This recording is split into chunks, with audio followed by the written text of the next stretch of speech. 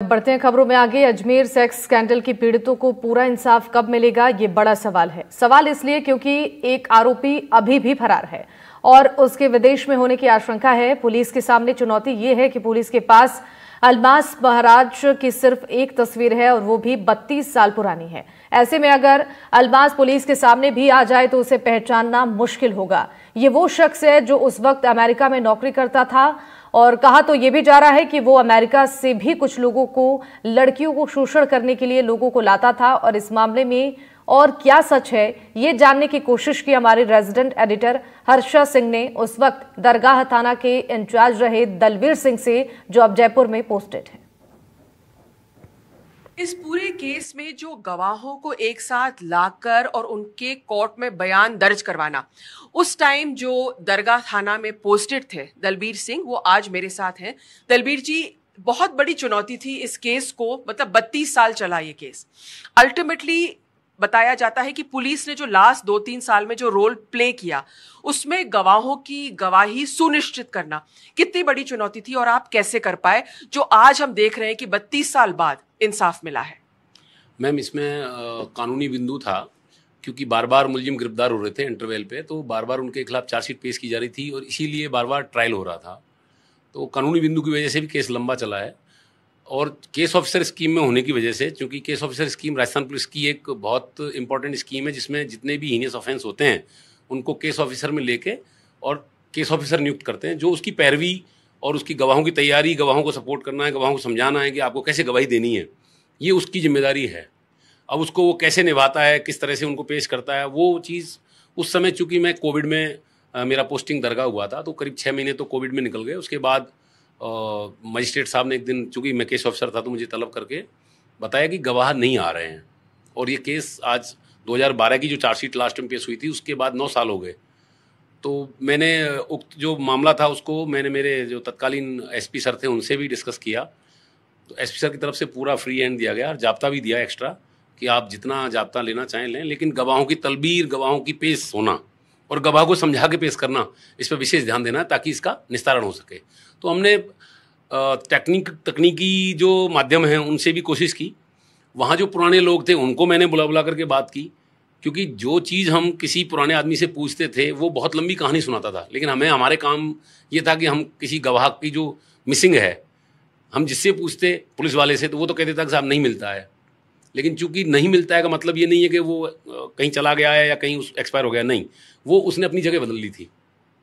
Even police अधिकारियों के transfer इतने हुए या रिटायरमेंट हो गए कि हम उनको भी लोकेट करने में हमें बहुत दिक्कतें आ रही थी। लंबा समय निकलने के बाद कहानियाँ जो लोगों ने वहाँ मुझे बताई हैं वो बड़ी अजीब हैं और बहुत सारे लोग इसमें विक्टिमाइज होकर के चुप हो गए, क्योंकि पारिवारिक जो स्थिति हमारी है, हम जो राजस्थानी कल्चर जो हमारी है कि हम बच्ची के लिए, बेटी के लिए शायद माँ बाप सुसाइड तक कर गए, खुद बच्ची ने तो की कई परिवार उजड़ गए, ऐसा बताया लोगों ने मुझे। तो मुझे बड़ा दुख हुआ कि ऐसा भी होता है क्या, क्योंकि ये बहुत ताकतवर लोग थे, पैसे में राजनीतिक जो पहुंच थी वो तो थी, तो इसका काफ़ी नुकसान हुआ लोगों को और लोग बोल नहीं पाए, बहुत सारे लोग थे। इसमें एक मिसिंग कड़ी है। असलम महाराज करके कोई शख्स है जो अमेरिका का रहने वाला है। उसका क्या मतलब, कहते हैं कि उसका कोई एविडेंस ही नहीं है, लेकिन वो चार्जशीट में है।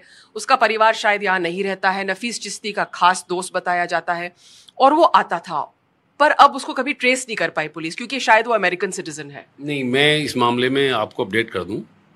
माननीय न्यायालय ने मुझे जो 82-83 की कार्रवाई होती है सीआरपीसी में, जो ओल्ड हमारा जो लॉ था क्रिमिनल प्रोसीजर कोड का, तो 82-83 जो सीआरपीसी है, that shows and give the case to proclaimed offender and we have declared him as a proclaimed offender. He is living somewhere in United states.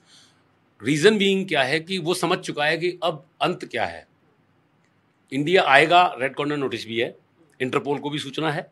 हमने हमारे and पे, विभाग ने जो कार्रवाई करनी थी वो हम कर चुके हैं। ऐसा नहीं है कि वो नामजद नहीं है, अलमास महाराज नाम है, करेक्ट कर दूं मैं, और उसका परिवार यहाँ है, चिश्ती जो उसका, तो वो सारी चीज़ें हैं, ऐसा नहीं है। उसका रेड कॉर्नर नोटिस भी है। और उसका रोल क्या था एग्जैक्टली, क्या किया रोल? तो वो गैंग में शामिल था, एक्सप्लॉयटेशन में। He was one of the accused for the exploitation of girls sexually exploited, that is his role. उसको किसने मतलब आइडेंटिफाई किया था या किसने उसका नाम लिया था? फर्स्ट चार्जशीट जो पेश हुई उस चार्जशीट में he was named by victim that he was also the part of that sexual exploitation. First chargesheet में नाम है और लगातार चल रहा है अभी। और वो नफीस का फ्रेंड था, फिर उसके बाद वो भाग गया शायद, बताते कि दूसरी। हाँ, खादिम्स का एक मोहल्ला है, खादिम्स एक जगह पे रहते हैं। अभी कुछ अटुंडी गांव है, वहाँ पे कुछ परिवार हैं जिनको ज़मीनें वमीनें मिली हुई हैं दरगाह की तरफ से, जो ज़मीनें थी। कुछ परिवार सिविल लाइंस में रह रहे हैं, लेकिन जो बेसिकली जो मेन परिवार है, जो मेन जो इनका जो वो है बसावट है, वो दरगाह बाजार के चारों तरफ दरगाह के। तो ये इन्हीं में से एक जो चिश्ती जो परिवार है उनमें से एक था। तो ऐसा नहीं है कि उसका परिवार नहीं है, पीछे पूरा परिवार है उसका। और नफीस का खास था, नफीस का और फारूक चिश्ती का बिल्कुल खास एलाई था, इसीलिए वो साथ रहा बराबर इस पूरे अपराध में और नामजद है। और हम 82 कार्रवाई करके उसको प्रोक्लेम्ड ऑफेंडर भी घोषित कर चुके हैं। तो अगर वो वापस कहीं अगर आ जाता है तो दोबारा से उस पर केस चलेगा एक तरह से? निश्चित रूप से दोबारा से फाइल खुलेगी, कानूनन तो यही है, और कार्रवाई होगी। यदि जीवन में कभी भी वो भारत आता है तो रेड कॉर्नर नोटिस भी जारी है और कार्रवाई होगी। और इसमें कोई वीडियो थे क्या? कहीं आपने कोई साक्ष्य में ऐसे पता चला आपको कि कोई वीडियो थे? क्योंकि फोटोग्राफ्स तो थी, उसी से तो पूरा केस खुला था, लेकिन कोई वीडियो भी थे क्या? जहाँ तक मैंने फाइल को देखा, केस ऑफिसर फाइल में जो हमारे पास जो फाइल की पत्रावली की फोटोकॉपीज थी, ऐसा अब चूंकि फैसला आ चुका है, मुझे कहीं कोई ऐसा कोई उसमें नहीं मिला कि कोई वीडियो भी कोई बनाया गया हो। फोटोज अनलिमिटेड थे। फोटोज इतने थे कि जो फोटोग्राफर था उसने अंततः आत्महत्या की। फोटोग्राफर ने भी आत्महत्या कर ली। हाँ। जो लैब चलाता था उसने भी, इसमें पुरुषोत्तम करके एक बंदा था, फोटो बहुत थे उनके। उसने आत्महत्या क्यों की? उसके वही रीजन थे कि गिल्ट बहुत बड़ी थी। लोग वो जीने, जैसे अब आदमी का अपना जीने का एक वो होता है, अब उसको क्या उसको फील हुआ है वो तो उसकी बात थी, पर उसने आत्महत्या कर ली थी। मतलब वो उस टाइम मौजूद था और फोटो खींचता था वो? हाँ, उनके साथ? नहीं, ये चीज़ तो मैं नहीं बता पाऊंगा, मैंने इतना फाइल में बहुत गहराई से नहीं पढ़ा कि किसने फोटो खींचे। पर उसने फोटो डेवलप वहाँ हुए लैब में। जो लैब था उसमें फोटो डेवलप होते थे, और वहाँ पे चूंकि पहले रील से फोटो बनते थे तो वो पूरा रील वगैरह सब उसके कब्जे में थी।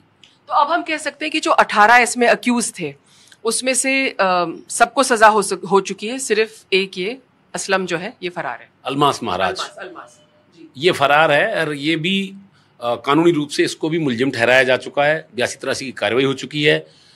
ये जब भी इधर आएगा तो रेड कॉर्नर नोटिस भी जारी है इसका, तो ये बच नहीं सकता।